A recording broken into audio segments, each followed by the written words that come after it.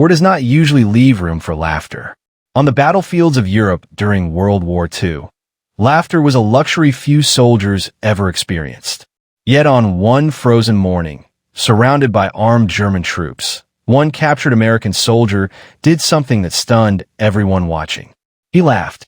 By early 1945, Germany was desperate. Allied forces were pushing hard from the west. Towns were falling one by one, and German units were under constant pressure.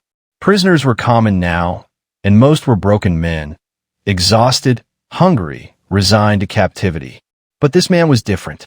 He stood alone, disarmed, hands bound, surrounded by enemy rifles. The Germans expected fear. They expected pleading. Instead, they heard a laugh, short, sharp, and confident. It wasn't madness.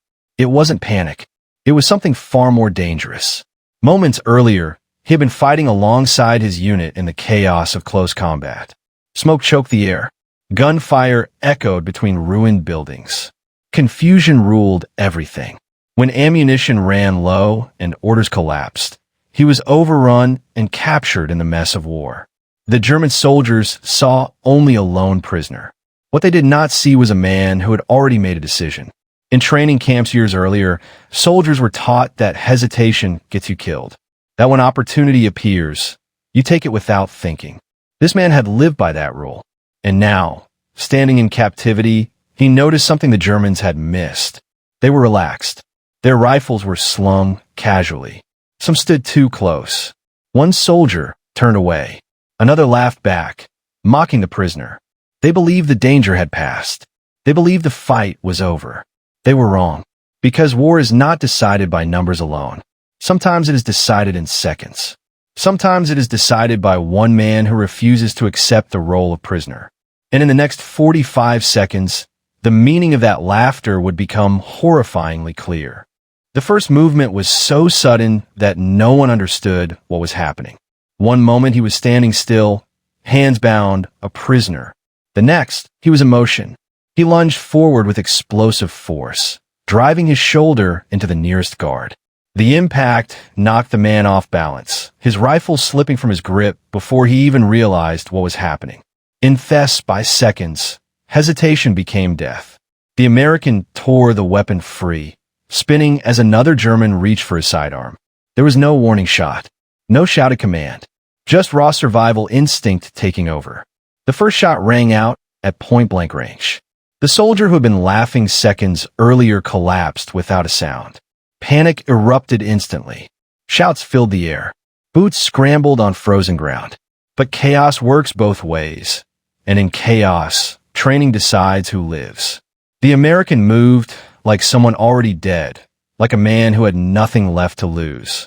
He fired again and again, each shot deliberate, controlled, terrifyingly fast. The rifle bucked against his shoulder as bodies fell around him. One German tried to charge. Another froze. A third turned to run. None of them made it. Bullets tore through coats, through helmets, through men whose seconds earlier believed the fight was over. The prisoner was gone. In his place stood a one-man execution squad, fueled by rage, discipline, and perfect timing. A grenade clattered to the ground. He kicked it away without looking and fired again. Smoke, screams, and gunfire blended into a single violent blur. 45 seconds. That was all it took. When the gun finally clicked empty, 21 German soldiers lay motionless on the ground. The laughter had stopped. The mockery was gone. The battlefield had reclaimed its silence. And standing in the middle of it all was one American soldier, alive, free, and surrounded by the consequences of underestimating a man with nothing left to lose. The silence that followed was heavier than the gunfire itself. For a moment, the battlefield seemed frozen, as if even the war needed time to understand what had just happened. Smoke drifted lazily through the air. Shelling thundered somewhere far away. But here, in this small pocket of chaos, everything had changed. The American did not celebrate. He did not shout. He did not pause to admire what he had done. He moved. Training took over again. Ammunition was stripped from fallen rifles. Magazines were checked with shaking hands that refused to slow down. Every shadow felt like another enemy. Every second mattered. He vanished into the trees before German reinforcements could arrive, leaving behind a scene no one would believe at first. When the Germans finally reached the site, they stood in stunned disbelief. Bodies scattered, weapons abandoned, no sign of a unit engagement, no evidence of a coordinated attack, just one set of footprints leading away. Officers argued. Reports were rewritten. Numbers were questioned. No one wanted to admit the truth, that a single captured enemy had turned the tables in less than a minute. Word spread quietly among German ranks. The story changed with every retelling. Some said it was an ambush. Others whispered about multiple attackers. A few, in lowered voices, admitted the impossible. One man had done this. On the Allied side, the story would surface later. Fragmented, incomplete, almost unreal. It would be buried inside after-action reports and survivor testimony. No dramatic headlines. No immediate recognition. But for the men who heard it firsthand, the message was unmistakable. War does not always belong to armies. Sometimes it belongs to one man who refuses to accept defeat, even when captured, even when surrounded, even when the odds are no longer numbers, but certainty. And somewhere on that frozen battlefield, the Germans learned a lesson they would never forget. Capturing a soldier does not mean the fight is over. Sometimes it means it has only just begun. By dawn, the German command knew something was wrong. Reports from the front did not add up. Timelines conflicted. Casualty counts were crossed out and rewritten again and again. Officers demanded explanations that no one could clearly give. How could prisoners overpower their guards?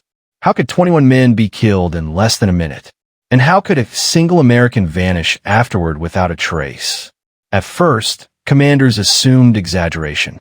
Fear had a way of inflating numbers. Panic distorted memory. That was the simplest explanation and the one they preferred. But then more witnesses were questioned. The guards who survived told the same story, even when interrogated separately. The same sequence, the same moments of confusion, the same realization that the prisoner had never truly surrendered. He had been waiting. German intelligence officers examined the scene. They counted shell casings, measured distances, reconstructed movement. The evidence refused to cooperate with logic. There were no overlapping firing positions, no signs of crossfire, no supporting unit, just one direction of fire, one rhythm, one attacker. The conclusion was deeply unsettling. This was not a fluke.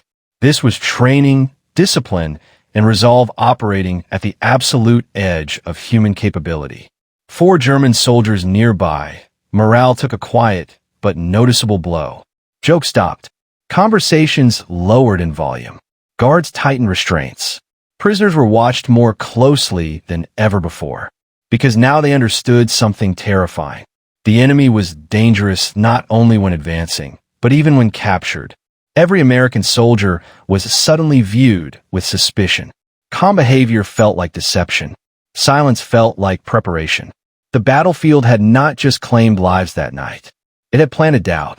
And doubt, once seated, spreads faster than fear. What followed was something the German command had not anticipated. It wasn't rage. It wasn't retaliation. It was hesitation. Orders became slower. Units began requesting confirmation for movements that once would have been automatic. Junior officers double-checked instructions that had already been made clear. Every prisoner detail was reassessed. Every guard rotation was increased. Men who had survived months on the Eastern Front now admitted something quietly among themselves. This incident felt different because it shattered an assumption they had relied on throughout the war. That captured soldiers were harmless. That surrender meant safety. That control was absolute once weapons were removed. This single event destroyed that illusion. German training manuals emphasized domination of prisoners through numbers and discipline. But discipline depended on predictability, and this American had been anything but predictable. He had used patience as a weapon, silence as cover, timing as precision. From that point on, German guards began treating prisoners not as defeated men, but as dormant threats. Bayonets stayed fixed. Fingers rested closer to triggers. Nervous glances replaced casual confidence, and that constant tension carried a cost. Fatigue increased. Mistakes multiplied. Trust eroded between men who were supposed to rely on one another. The front line already demanded everything from them. Now the rear lines demanded fear as well. Some soldiers began to ask a question no army ever wants its men to ask. If one captured American could do this, what else were they capable of? Because the most dangerous enemy is not the one charging across open ground. It is the one who waits and strikes when you believe the danger has passed. The war would continue. Battles would be won and lost. Cities would fall. Borders would be redrawn. But for the men who were there, this moment never faded, because it proved something that no weapon system, no doctrine, and no numerical advantage could ever guarantee. Control is fragile. Power can vanish in seconds. And courage, when combined with resolve, can overturn certainty. This was not a story about strength alone. It was a story about mindset, about a man who refused to accept the role assigned to him, who understood that fear works both ways. That surprise is more powerful than numbers. That even in captivity, the human can remain free.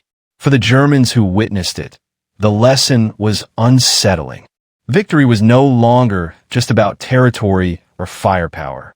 It was about endurance, about facing an enemy who did not break when expected, an enemy who carried the battlefield inside him. And for the Americans who later heard the story, it became something else entirely. A reminder that the uniform does not define the soldier. That rank does not measure resolve. That in the darkest moments, one individual can still shift the balance. Not by overwhelming force, but by refusing to surrender his will. Long after the gunfire faded, long after the war ended, this moment endured, not because of how many lives were taken, but because of what it revealed, that even when captured, even when surrounded, even when outnumbered, the fight is never truly over.